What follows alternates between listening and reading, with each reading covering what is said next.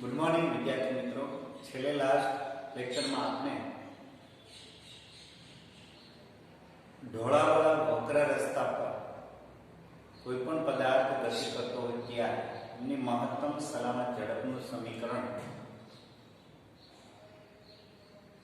नी तारवणी बाकी हती, जे आपणे तारवी। फरीवार कहीए विद्यार्थी मित्रों, कोई वाहन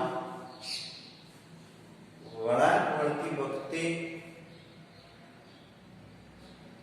जे वळांक छे वक्र रस्तो छे त्यां આવી રીતે ઢોળાવ રાખશે। અંદરની સપાટી નીચે હોય, બહારની સપાટી ઉપર તરફ હોય, तो कोई पण वाहन गति करशे त्यारे આવી રીતે ગતિ કરશે। સહેજ વાહન નમન આપશે, અંદરની ધાર તરફ સહેજ વાહન નમન આપશે। આ જ્યારે પદાર્થ અંદરની તરફ નમન આપે ત્યારે એમનું લંબ બળ અને ઘર્ષણ બળ બંનેનું વિભાજન થાય છે, અને આ બંનેનું વિભાજન થાય એ જ કેન્દ્રગામી બળ પૂરું પાડે છે। तो આપણો પ્રશ્ન આ હતો, ઢોળા વાળા વક્ર રસ્તા પર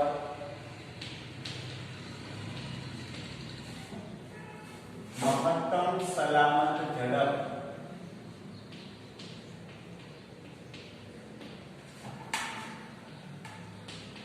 ઝડપનું સમીકરણ तारो।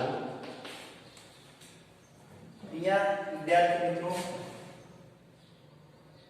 समक्षितिज साथे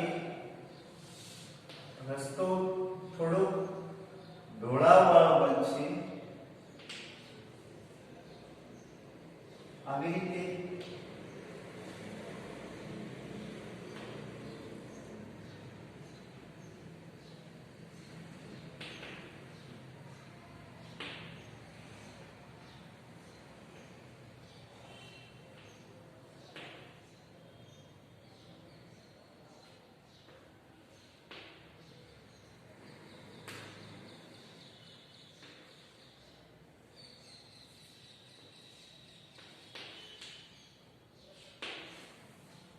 वाहन गति करतुं होय त्यारे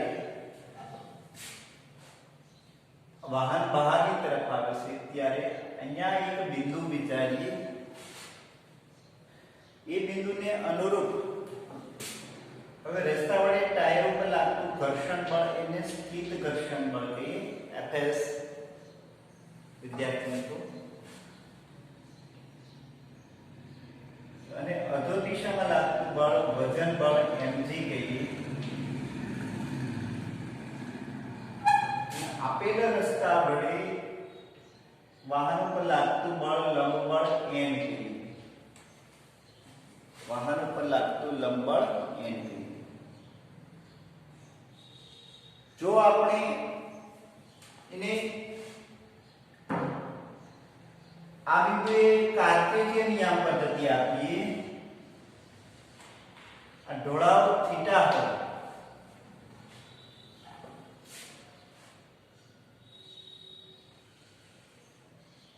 તો એક આ બિંદુને અનુરૂપ અધો દિશામાં લાગતું બળ વજન બળ mg લઈએ,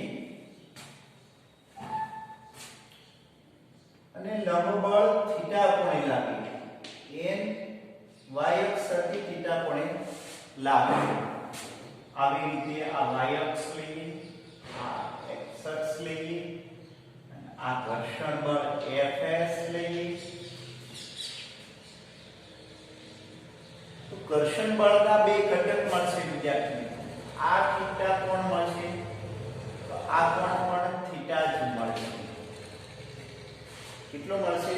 થીટા કોણ। શા માટે? તો કે z કોણ થશે એટલા માટે। તો અહીંયા આપણને મળશે fs cos થીટા, અને અહીંયા મળશે fs sin થીટા।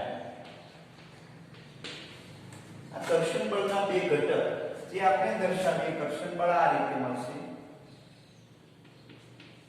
Fs અહીંયા થીટા કોણને અનુરૂપ fs cos થીટા અને આ દિશામાં લાગશે fs sin થીટા.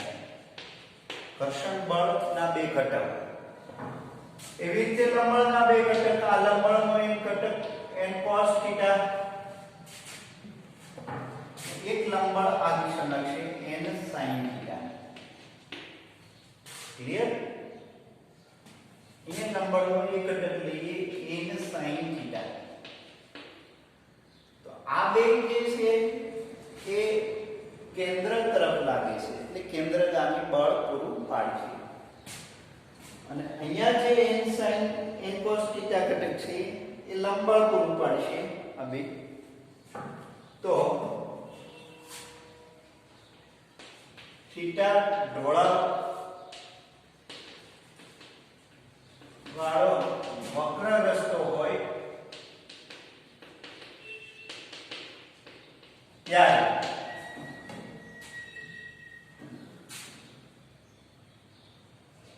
y અક્ષ પર લાગતા બળો સંતુલિત છે. y અક્ષ પર લાગતા બળો કેવા છે? સંતુલિત છે. કેમ કે વાહન ઉપર કે નીચે તરફ ગતિ કરતું નથી. એટલે y અક્ષ પર લાગતા બળો સંતુલિત બળો. સંતુલિત બળોમાં n cos θ બરાબર શું થશે? mg fs sin θ. n cos θ is equal to mg plus fs sin θ. sin. જો અહીંયા ધારો કે વાહન મહત્તમ વેગથી આવતું હોય, સલામત ઝડપ v મેક્સિમમ ઝડપથી આવતું હોય, તો ત્યારબાદ fs જે છે fs મેક્સિમમ થઈ જાય. એટલે કે રસ્તા વડે ઘર્ષણ બળ મહત્તમ આ દિશામાં લાગે, અન્યથા શું થશે? પદાર્થ ઉપર તરફ ખસતો જાય. જો વેગ v બરાબર v મેક્સિમમ લઈએ તો fs બરાબર શું થઈ જશે? fs મેક્સિમમ થઈ જશે. તો ત્યારે આ સમીકરણને આપણે લખીએ તો આ રીતે લખશું: mg બરાબર n cos θ minus fs maximum sin θ. આને ઇક્વેશન 1 કહીએ. હવે આ બે બળો જે છે એને સમતોલતું એક આભાસી બળ આ દિશામાં લાગે. આપણે ખ્યાલ છે કોઈ પણ પદાર્થ વક્ર રસ્તા પર ગતિ કરે ત્યારે આભાસી કેન્દ્ર ત્યાગી બળ ઉત્પન્ન થાય, એ કેન્દ્રગામી બળ જેટલું હોય. તો આભાસી કેન્દ્ર ત્યાગી બળ કેટલું મળશે? v maximum upon r જેટલું મળશે. mv square maximum upon r જેટલું મળશે. એટલે જો પદાર્થ વક્ર રસ્તા ઉપર વળી શકતો હોય તેનો મતલબ એમ છે કે આ બે બળ બરાબર આ બળ મળશે. અહીં જરૂરી કેન્દ્રગામી બળ જે છે m v square maximum upon r કોણ પૂરું પાડશે? તો ત્યાં બે બળો, એમાં n sin θ plus fs maximum cos θ. Clear? એને સમીકરણ 2 કહીએ. સમીકરણ 1 અને 2 સમીકરણ 1 અને 2 નો ગુણોત્તર લેતા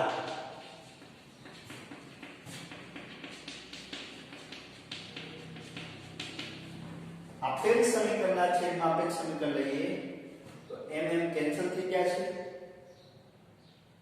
ક્લિયર? એક જ મિનિટ.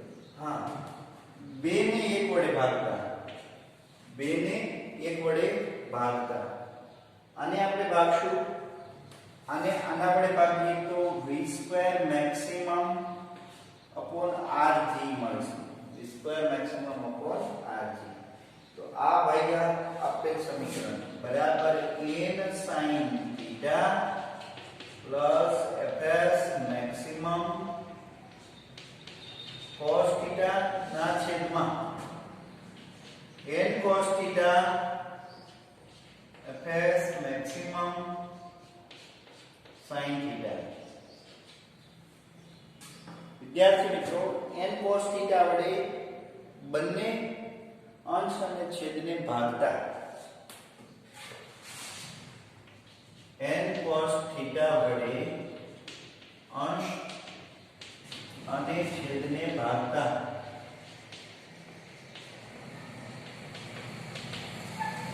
અંશ અને છેદને ભાગીએ તો શું મળશે આપણને?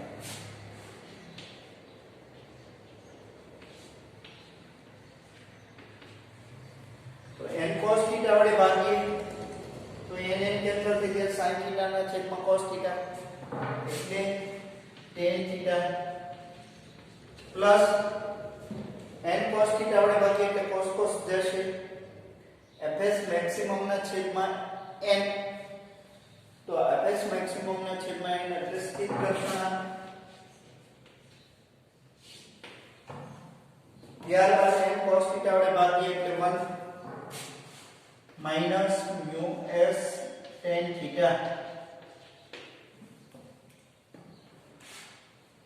તો અહીંયા આપણને જ્યારે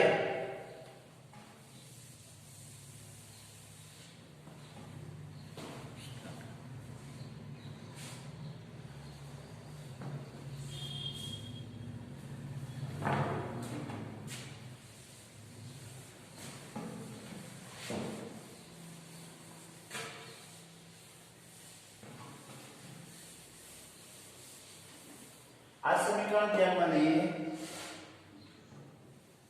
તો v maximum square is equal to rg in bracket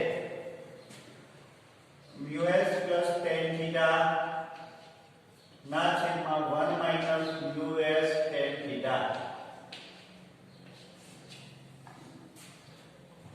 અને મહત્તમ જો ઝડપ જોતી હોય તો under route rg in bracket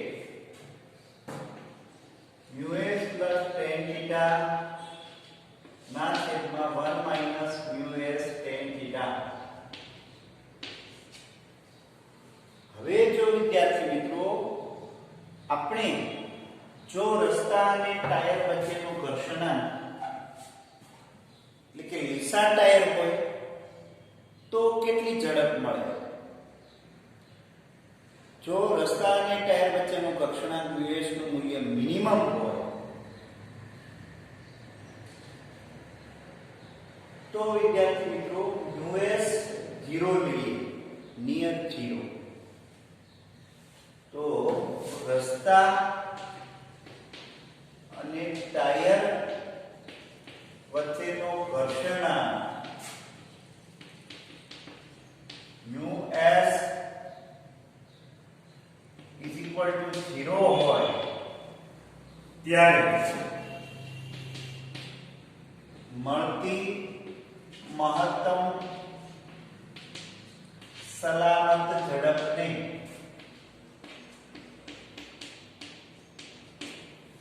optimum ઝડપ કહેવામાં આવે છે. તો કે યથેષ્ટિત ઝડપ એટલે કે આટલી ઝડપ તો મળે એટલે ને ઓપ્ટિમમ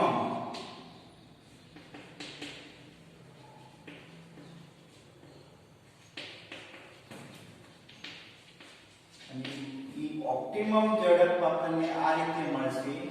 mu s નું મૂલ્ય 0 લઈએ તો અપર 0 થઈ જાય, અપર 0 થઈ જાય તો અંડર રૂટ rg tan θ જેટલું મળશે આપણને. શું મળશે?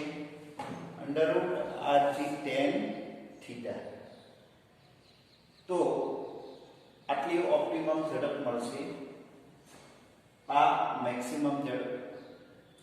તો આવી રીતે વળાંકવાળા રસ્તા પર જો વળાંકને ઢોળાવ આપી દઈએ અથવા તો ઢોળાવ ન આપીએ ને વાહનને નમન આપીએ તો તમને ઝડપ વધુ મળે, વધુ ઝડપથી પસાર થઈ શકે. તમને ખ્યાલ હોય તો કાર રેસમાં અથવા સ્પોર્ટ બાઇક રેસમાં રેસ કરતી વખતે ખેલાડી વળાંક વળતો હોય ત્યારે એ બાઇકને નમાવી દે છે. છેલ્લે લાસ્ટ તો ગોઠણ પર બાઇકને લઈ લે. એટલું બધું નમન આપે કે નમનના કારણે એની સ્પીડ ઘટે નહીં અને એ ગમે તેટલા વળાંક વળવાના હોય એટલે પ્રત્યેક વળાંકે એ નમન આપે. જો એ નમન પૂરતું ન આપી શકે, આ થીટા એટલું ન આપી શકે તો આપણને મહત્તમ ઝડપ કરતા ઝડપ વધી જાય. તો શું થાય? જેમ જેમ થીટાનું મૂલ્ય નાનું હોય તેમ તેમ મેક્સિમમ ઝડપ મળે. એટલે કે નમન જેટલું વધારે આપો એટલી વધારે ઝડપ મળે. ક્લિયર? આ કોણ નમન આપવાનું છે અથવા તો સમક્ષિતિજ સાથે આ કોણ ઘટાડીએ. તો બાઇક સવાર જેટલી બાઇકને નમાવી શકે એટલી એની ઓપ્ટિમમ ઝડપ મળે. એટલે ઓછી બ્રેક મારવી પડે, વળાંક વળી શકે. હા, સાયકલ હોય તો સાયકલ સવારને કોઈ વળાંકવાળા રસ્તા પર જવું હોય તો એની ઝડપ એટલી રાખે તો એને સાયકલને પોતાને નમન આપવી પડે. અને જો એ નમન આપે તો જ એની ઝડપ વધુ મળે. સોરી, અહીંયા મેં વિદ્યાર્થી મિત્રો કોણ સૂક્ષ્મ કીધો, પણ સૂક્ષ્મ કોણ નહીં, નમન માટે જેટલો કોણ વધારે તેમ ટેન થીટાનું મૂલ્ય વધારે. ટેન થીટાનું મૂલ્ય 0 થી 90 તરફ જઈએ તેમ તેમ વધુ મળે અને થીટાનું મૂલ્ય વધુ મળે તેમ ઓપ્ટિમમ ઝડપ વધુ ને વધુ મળે. એટલે જેટલું નમન એટલો કોણ વધુ કોણ એટલી ઝડપ વધુ, એટલી ઝડપથી વધારે પડી શકે. તો આ હતી લાસ્ટ થિયરી આ ચેપ્ટરની વિદ્યાર્થી મિત્રો. ત્યારબાદ આપણે સ્વાધ્યાયના ઉદાહરણ તરફ જઈએ. ટેક્સ્ટ બુકના ઉદાહરણ 2 બાકી છે, 5.10 અને 5.11.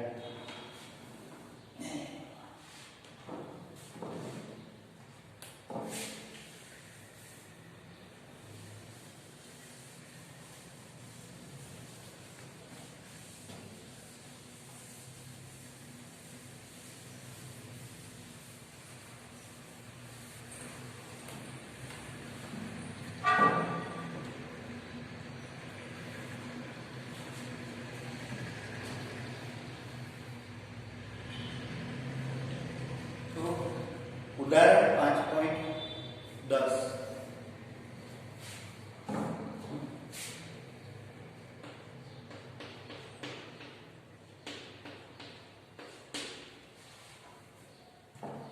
એમની રકમ કંઈક આ રીતની છે. 18 કિલોમીટર પર અવરની ઝડપે જઈ રહેલો એક સાયકલ સવાર એક સમતલ વક્ર રસ્તા પર 3 મીટર ત્રિજ્યાની તીવ્ર વળાંક લે છે. જો રસ્તા અને ટાયર વચ્ચેનો ઘર્ષણાંક 0.1 હોય તો આ વ્યક્તિનું શું થશે? એટલે કે વળાંક વળી શકશે કે લપસી જશે એ કહેવાનું છે. વ્યક્તિની ઝડપ છે હાલ 18 કિલોમીટર પર અવર, એટલે મીટર પર સેકન્ડમાં વિચારીએ તો 5 મીટર પર સેકન્ડની ઝડપથી જાય છે.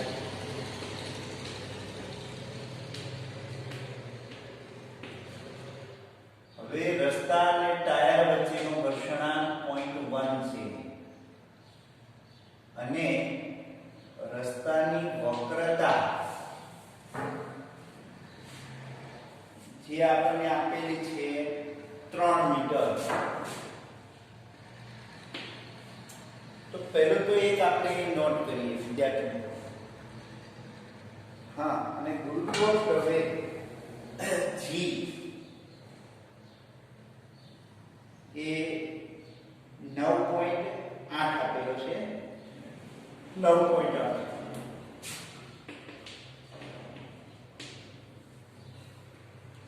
મીટર પર સેકન્ડ સ્ક્વેર. પેલું તો એક આપણે જોઈએ કે મ્યુએસ આર અને જી, તો આ રસ્તાની મહત્તમ ઝડપ કેટલી મળે? આપેલ રસ્તાની મહત્તમ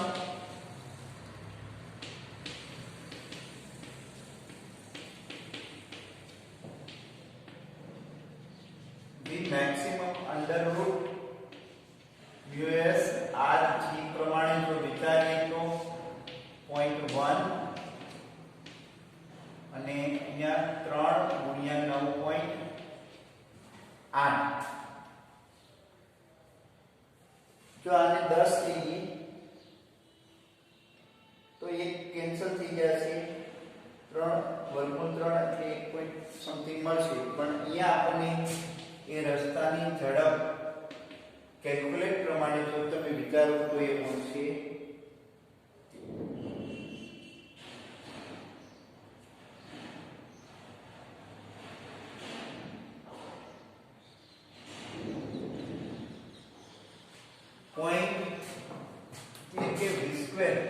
2.94 સમથિંગ મળશે.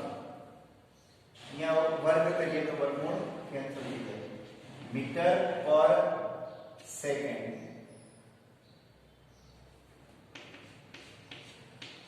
સ્ક્વેર આટલી મળશે વિદ્યાર્થી. જ્યારે સાયકલ સવાર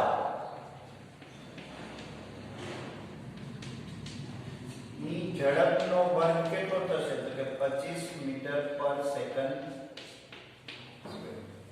5 નો વર્ગ 25. તો એનો મતલબ એમ થયો કે આના કરતા ઘણી બધી ઝડપ વધારે છે. એટલે કે તે રસ્તાની સલામત ઝડપ કરતા વધારે ઝડપથી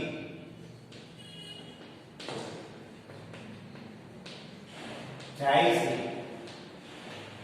આથી તે લપસી પડશે. આથી તે લપસી પડે.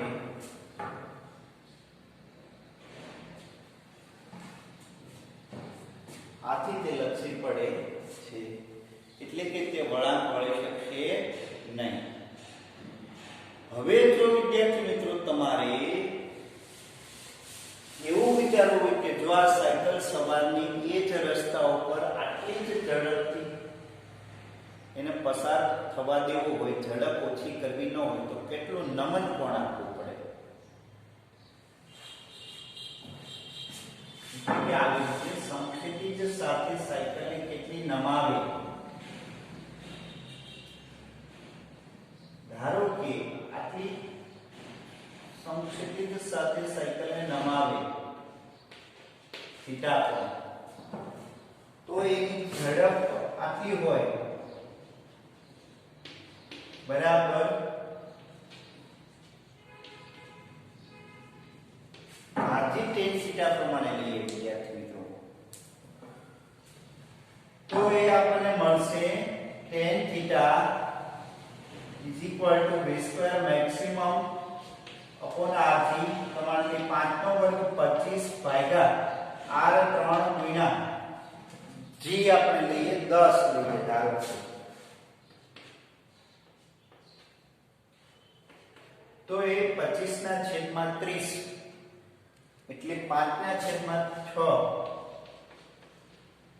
તો θ is equal to tan inverse 5/6 એટલે એપ્રોક્સિમેટ 40 અંશ જેટલી એને નમન આપવી પડે. જો 40 અંશ જેટલું નમન આપે તો સાયકલ સવાર લપસા વગર આટલી ઝડપથી પસાર થઈ જાય. જો નમન ન આપે તો એ પડી જાય. તો આ તો 5 5.10 ઉદાહરણ વિદ્યાર્થી મિત્રો. ત્યારબાદ આપણે લાસ્ટ ઉદાહરણ તરફ જઈએ 5.11.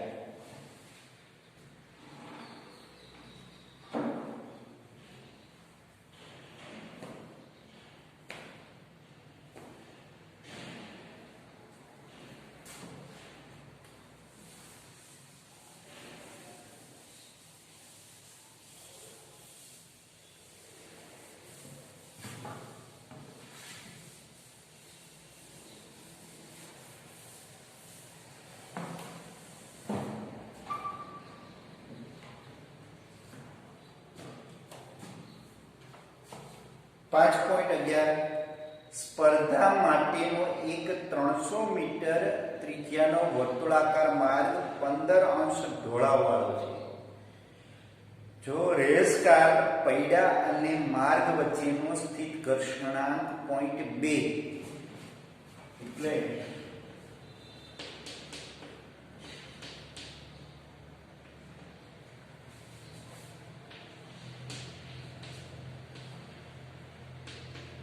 માર્ગની વક્રતા ત્રિજ્યા 300 મીટર, ઢોળાવ થીટા છે 15 અંશ, ઘર્ષણાંક 0.2. તો પેલું એક રેસ કારના ટાયરનો ઘસારો નિવારવા માટે એટલે કે ઘર્ષણ ન હોય ત્યારે પેલું એની ઓપ્ટિમમ ઝડપ કેટલી થાય. 2 લપસવાનું નિવારી શકીએ તેવી શક્યતા મહત્તમ ઝડપ કેટલી થાય. એટલે કે જો ઘર્ષણાંક હોય તો એની મહત્તમ ઝડપ કેટલી મળે.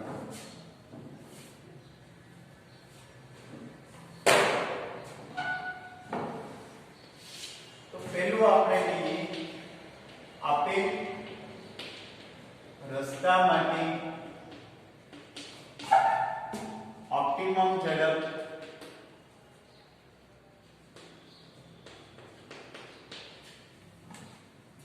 આપણને આ રીતે મળે છે. v optimum = √r3 tan theta. r 300 v 9.8 tan 15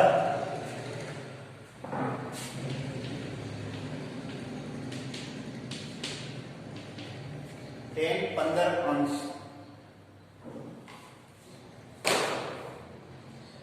જેની કિંમત આપણે મૂકીએ તો એ 28.1 મીટર પર સેકન્ડ જેટલી મળશે.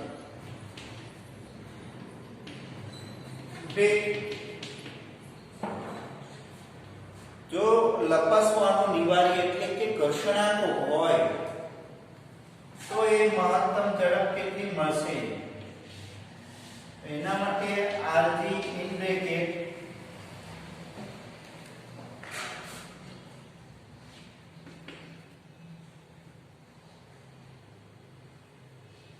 μs tan theta μs plus tan theta 1 minus μs tan.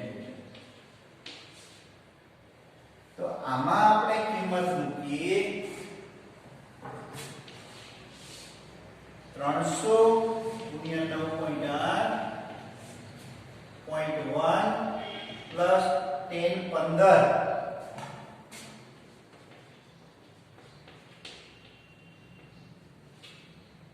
ના છેદમાં 0.1 માઈનસ 0.1 ગુણ્યા tan 15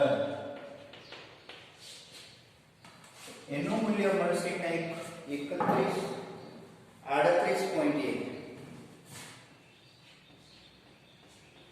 મીટર પર સેકન્ડ. તો આ રીતે ઓપ્ટિમમ ઝડપ આટલી તો મળશે જ. પણ જો ટાયર સારા હોય ને ઘર્ષણાંક સારો હોય તો એ 28 ની 38 થઈ જાય. 28 ની 38 એટલે 10 મીટર પર સેકન્ડ જેટલી વધારે મળે. તો આવી રીતે વિદ્યાર્થી મિત્રો જો ઢોળાવ ના હોય તો કેટલી મળે તે તમે જાતે વિચારી શકો છો. √μsr પ્રમાણે.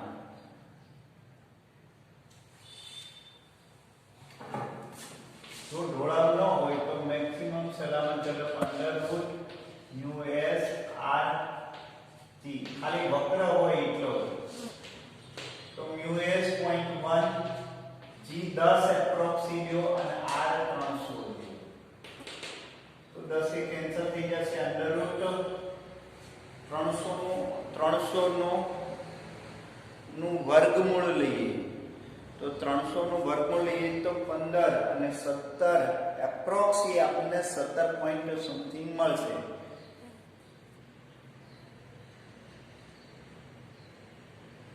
કેમ કે 15 નો વર્ગ થશે 225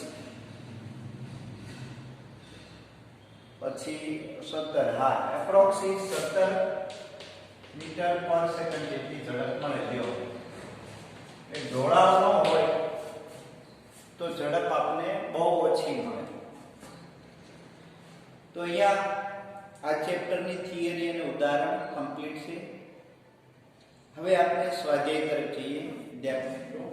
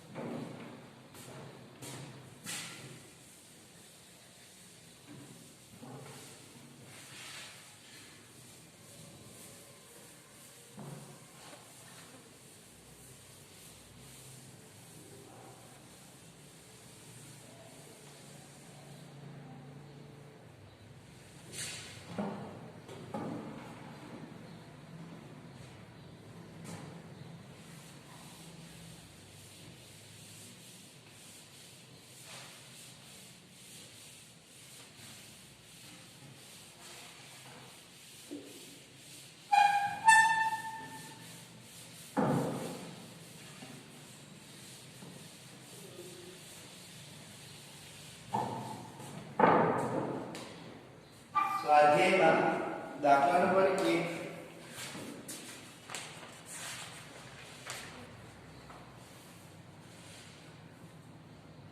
યંત્રશાસ્ત્રમાં કોયડાઓના ઉકેલો વિદ્યાર્થી મિત્રો એ છે પણ એ આપણે લેવાના નથી. ને એમાં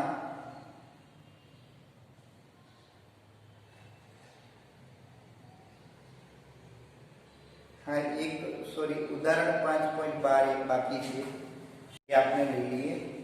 ઉદાહરણ 5.12 ત્યારબાદ સ્વાધ્યાયમાં જઈશું. 5.12 માં એક છે આકૃતિ 5.15 જુઓ. એક નરમ સમક્ષિતિજ સપાટી પર લાકડાનો 2 કિલોગ્રામ દળનો એક બ્લોક સ્થિર રહે છે. જ્યારે 25 કિલોગ્રામ દળના લોખંડના એક નળાકારને આ બ્લોક પર મૂકવામાં આવે ત્યારે તળિયું સતત નમતું જાય છે.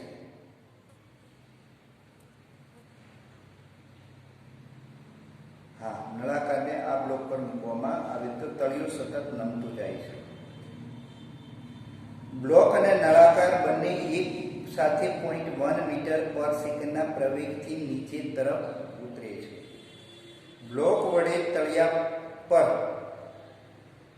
તળિયું નમતા એ પહેલા બી પછી ક્રિયાબળ લાગે જી 10 મીટર પર સેકન્ડ સ્ક્વેર લો. આ પ્રશ્ન ક્રિયાબળ અને પ્રતિક્રિયાબળની જોડની ઓળખ કરાવે છે.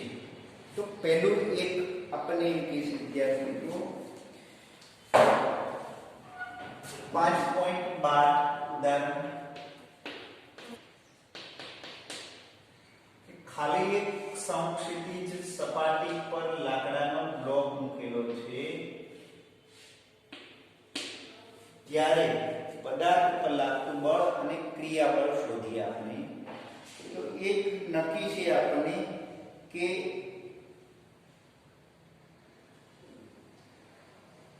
હા 2 કિલોગ્રામ દળનો બ્લોક છે. એક તો ખ્યાલ છે કે આપણે જો બ્લોક સ્થિર હોય તો અધો દિશામાં બળ mg લાગે તો ઉર્ધ્વ દિશામાં બળ આપણને ખ્યાલ છે કે સંપર્ક બળ મળે છે. એને બુકમાં r કીધેલ છે. પેલું એક, જ્યારે લાકડાનો બ્લોક સમક્ષિતિજ સપાટી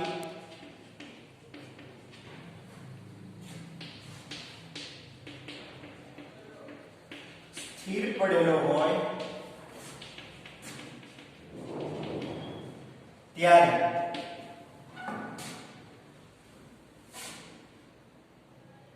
એનો જો આપણે એફબીડી દોરીએ, ફ્રી બોડી ડાયાગ્રામ, તો આ સેન્ટર લઈએ, અધો દિશામાં mg બળ લઈએ અને ઉર્ધ્વ દિશામાં n બળ લઈએ. આ બે બળ સમાન મૂલ્ય અને વિરુદ્ધ દિશામાં હોય. અને ક્રિયાબળ કહીએ તો આ પ્રતિક્રિયા બળ છે, એટલે કે સપાટી વડે પદાર્થ ઉપર પ્રતિક્રિયા બળ મળે છે એવું આપણે પ્રૂફ થાય. mg બરાબર n બરાબર દળ આપણને 2 કિલોગ્રામ આપેલો છે. કેટલું? 2. અને g બરાબર 10 એટલે 20 ન્યૂટન જેટલું વજન બળ લાગી, તો સપાટી વડે 20 ન્યૂટન જેટલું પ્રતિક્રિયા બળ મળે. તો આ એક પહેલો કિસ્સો એ આપણને આપેલો હતો. તો બીજા કિસ્સામાં આપણને શું કહે છે એ જોઈએ.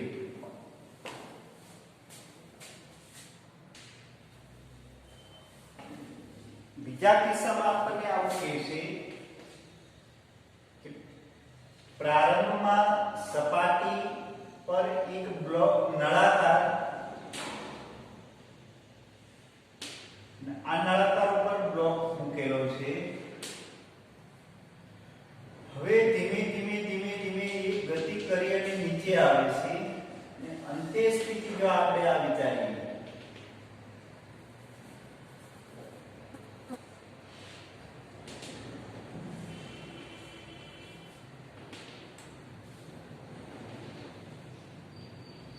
આવી રીતે સપાટી નીચે ગતિ કરે છે.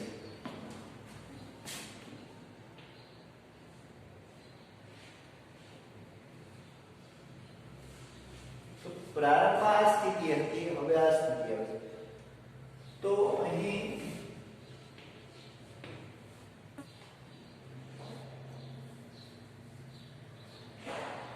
બ્લોક પર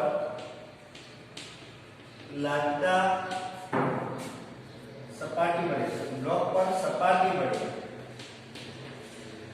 લાગતા બળો વિચારીએ. વિદ્યાર્થી મિત્રો, અધો દિશામાં નળાકાર અને બ્લોક બંને અધો દિશામાં 0.1 મીટર પર સેકન્ડ સ્ક્વેર ના પ્રવેગથી ગતિ કરે છે. એટલે એનો મતલબ એવો છે કે એના ઉપરથી કઈ બળો લાગે છે એ માં પરિણામી બળ ઉત્પન્ન થાય છે. એટલે કે જે બંનેનું વજન બળ છે એટલું સપાટી વડે પ્રતિક્રિયા બળ મળતું નથી.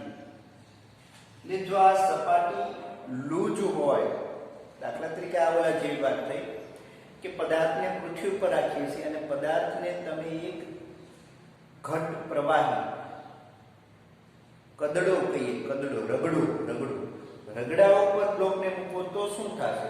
તો ખ્યાલ છે, સ્વાભાવિક છે, રગડાની સપાટી વડે એટલું પ્રતિક્રિયા બળ મળશે નહીં.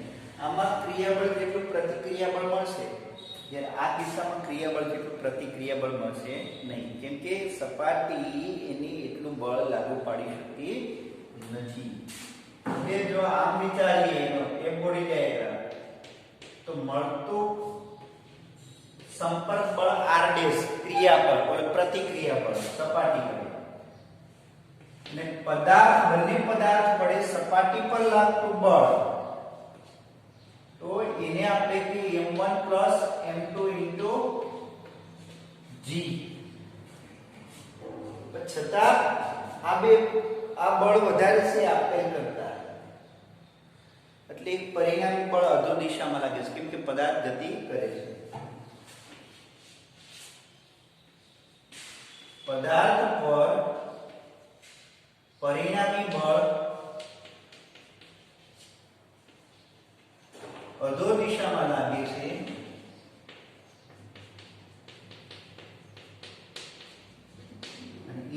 પરિણામી બળને આપણે આવી રીતે આપીએ વિદ્યાર્થી મિત્રો, m1 m2 into a.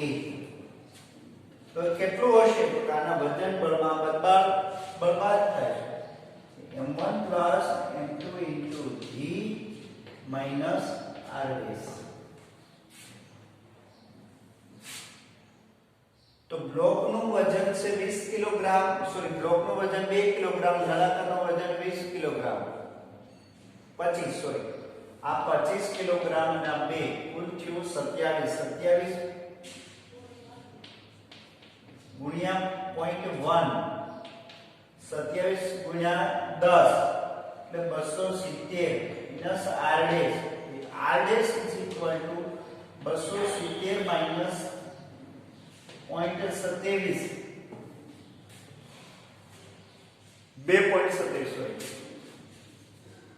2.7 એટલે અહીંયા ક્રિયાબળ મળશે, પ્રતિક્રિયાબળ મળશે 2.63.3 સમથિંગ મળશે. તો સપાટી વડે આ કિસ્સામાં એટલું પ્રતિક્રિયાબળ મળતું નથી, એટલું આમાં મળે. અહીંયા એક ખાસ ધ્યાન રાખવાનું રહેશે. બીજું એક ખાસ, આ બેની સંપર્ક સપાટીમાં પાછું એવું થશે, આના વડે જેટલું બળ આની ઉપર લાગશે એટલું જ બળ આના વડે આના ઉપર લાગશે. નળાકાર ને પદાર્થની સંપર્ક સપાટી વચ્ચે ક્રિયાબળ ને પ્રતિક્રિયાબળ સરખું મળશે, પણ પૃથ્વીની સપાટી અને આ નળાકાર વચ્ચે એટલું મળશે. તો અહીંયા એ ઉદાહરણ